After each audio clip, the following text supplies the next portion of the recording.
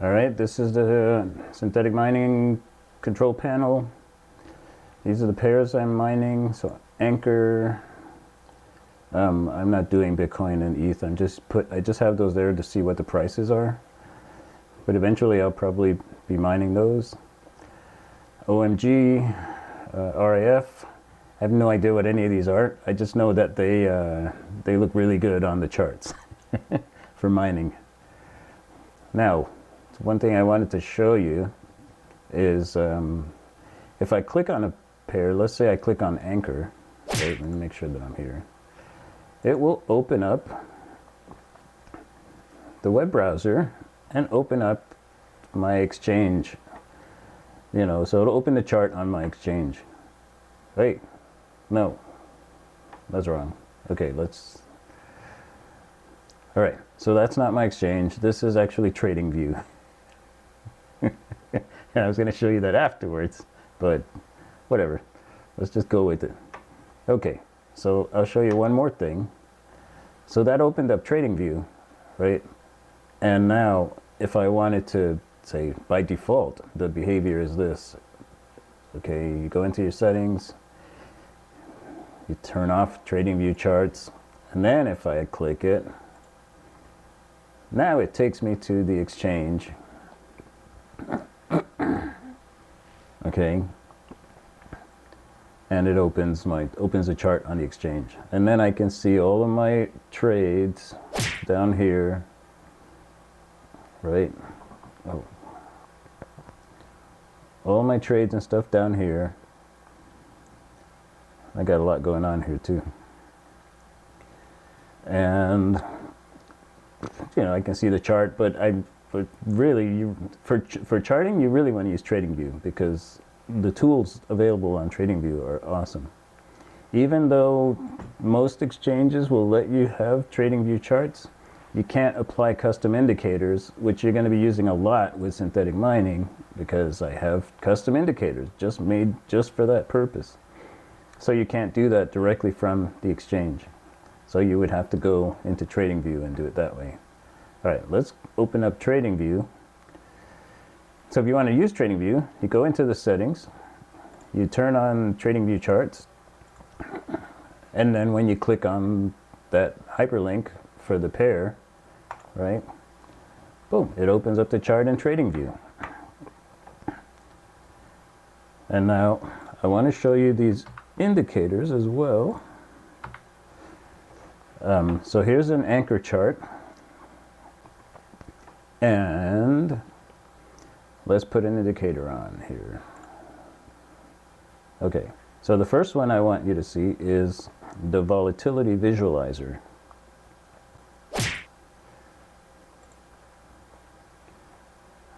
Okay, and if you notice, all these lines appeared on the chart. So I'm going to change this.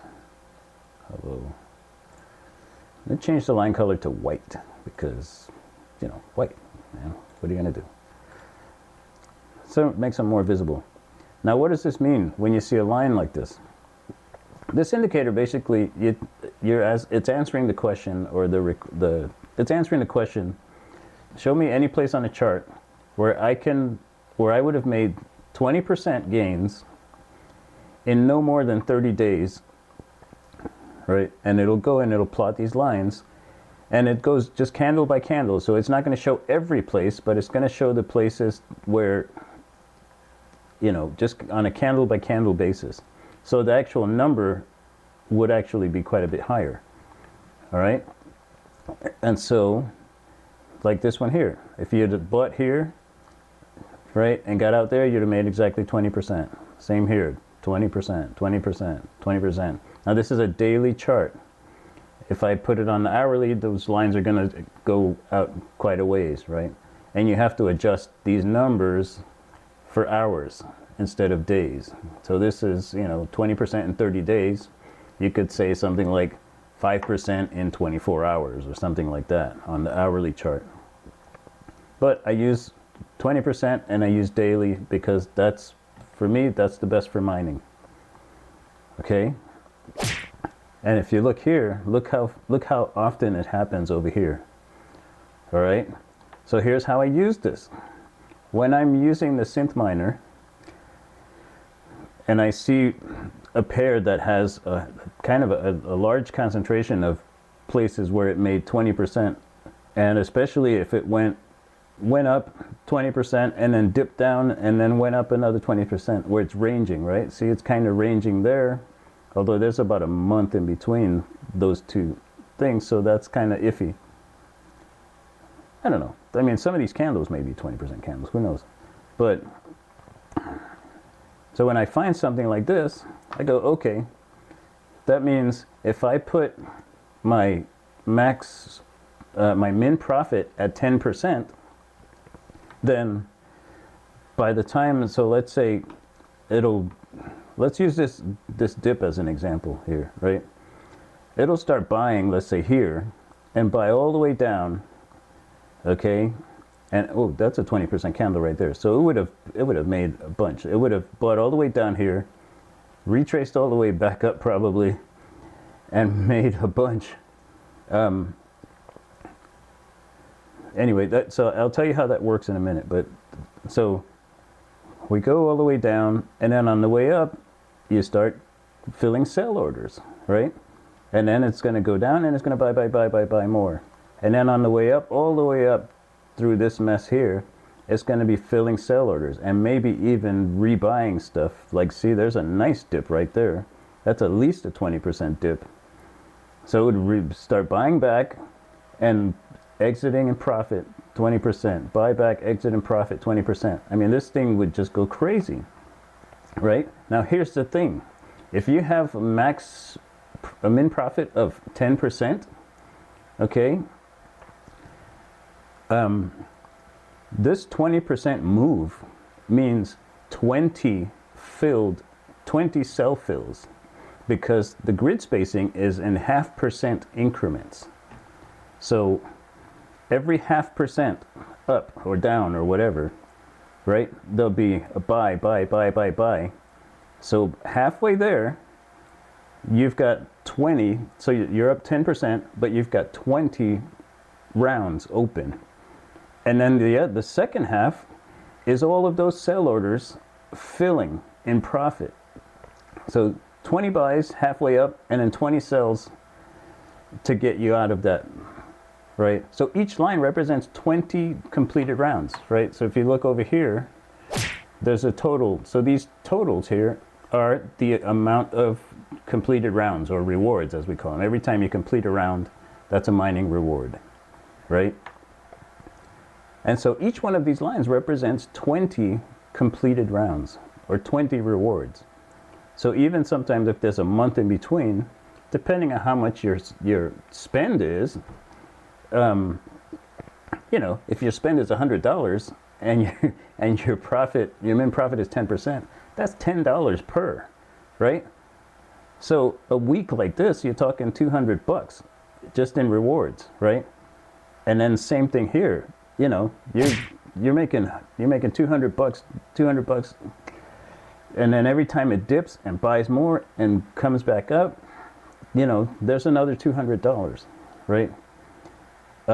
If you're doing $100, if you're doing $10 spends, let's say, your rewards are $1 a piece, and that adds up fast, especially when you get a lot of them like this, right?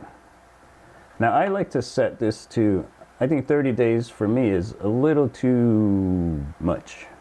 So I set it to 7 because I want that 20% move in 7 days. And look, it almost didn't change at all, right? Especially this is the most recent time. This thing hardly changed. I think I saw one disappear from over here, right? But other than that, it's all pretty much the same. So all of these things, all of these 20% moves are within a 7-day period, right? Like some of these, yeah, that's probably 4 or 5 days. So yeah, that's the thing. Each white line represents a 20% move, but it also represents, if you're trading 10, if you got a min profit of 10, then that means 20 completed rounds just in that time.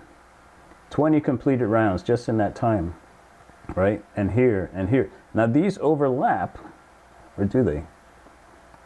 Yeah, these two overlap. So you can count those kind of as one and the same. So there's more than 20, it's more than 20 completed rounds, but if you count it as one round, you'd say, let's say what, 25 completed or something like that. But this one's by itself. And then you'll find situations, I don't have one here, but you'll find situations where the completed rounds, they overlap time-wise. Is that right?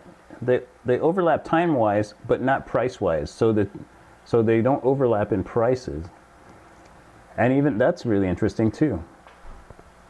Okay, so the next indicator I want to show you is called the synthetic mining channel.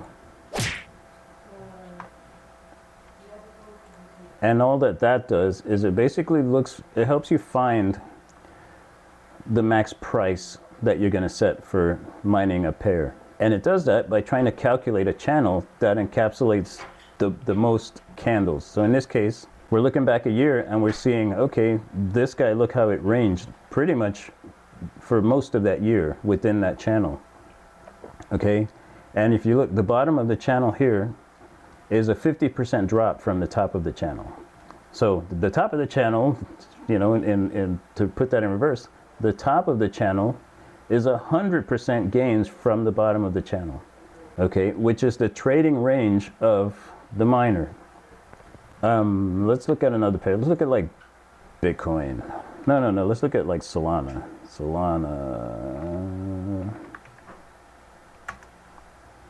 Okay, if you look at Solana, well, it was ranging really nicely for probably 7 months, and then boom, it broke out. Okay, and it's looking for a new range to trade in, right? So what do? Well, we're looking back too far. So we go in here and we change this, let's say change it to 6 months, which is about 180. Okay, and it's still too far back. So it's out of that range.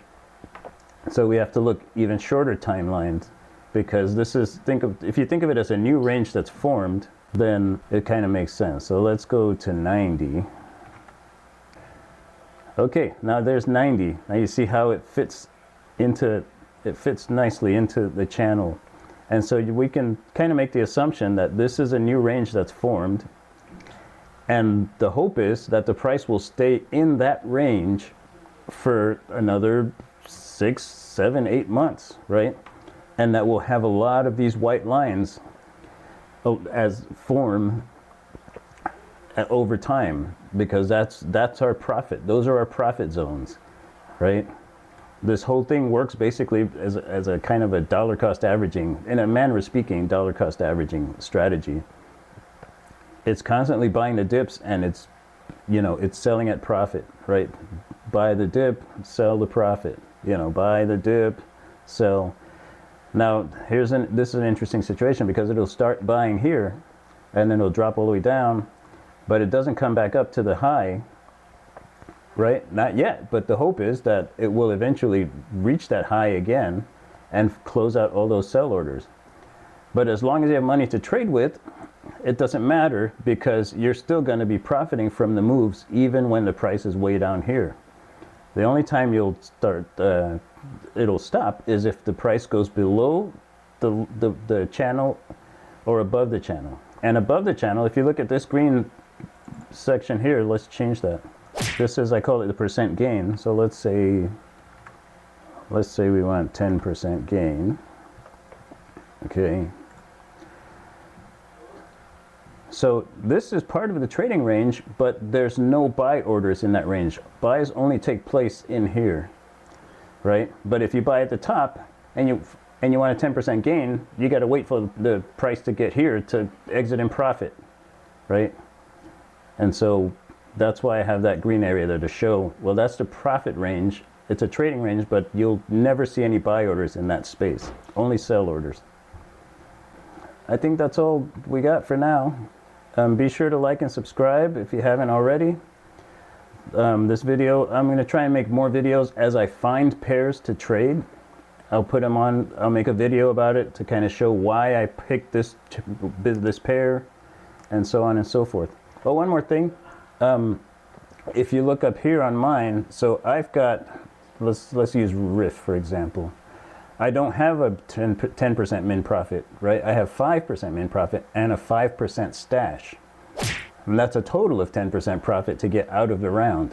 But the reason why I split it like that is because the alts are moving way fast. So I'm mining Bitcoin with these, right? That's why I'm doing, you know, Anchor BTC, OMG BTC, Riff BTC. I'm mining Bitcoin with these, but these are moving so much, and they're moving so much faster than Bitcoin that I'm gonna mine some of those as well. And then if one of them takes off and just shoots way high, now I've got a little stash of that I can sell for Bitcoin to make even more Bitcoin than if I was normally mining. So that's what that's all about. And the same rule applies because it's in total it's a 10% gain. So I'll have 10 rounds that start here, and then get in here, and then halfway up, 10 rounds to get out, right? You know, or 20 rounds and 20 rounds to get out, right? So that's it. I just kind of wanted to show you how I use the indicators, also the features of the miners, and just kind of how you use the charts and the mining control panel together to kind of figure stuff out. All right, that's it for now. Thanks for watching, and I will see you in the next one.